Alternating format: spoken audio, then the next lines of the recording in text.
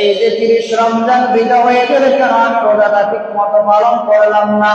জান্নাতে যাওয়ার পর ওইখানে গিয়ে আফসোস করবে, আক্ষেপ করবে, কেন দুনিয়াতে কেন নামাজ পড়লাম না, দুনিয়াতে কেন ভালো ভালো কাজগুলি করলাম না?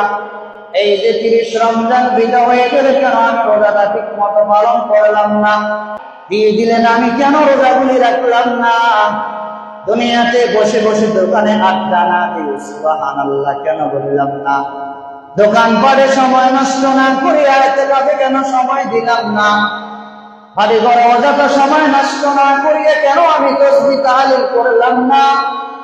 এই লোকটা যখন জান্নাতীওয়ালা জান্নাতে যাওয়ার পর যখন দেখবে একবার দুনিয়াতে আল্লাহ বলার কারণে পাহাড় পরিমাণ সওয়াব দেওয়া হবে, এই সওয়াব দেখিয়া বান্দারও আফসোস আর আক্ষেপ বাড়তে থাকবে, আল্লাহ দুনিয়াতে আমি কি করলাম,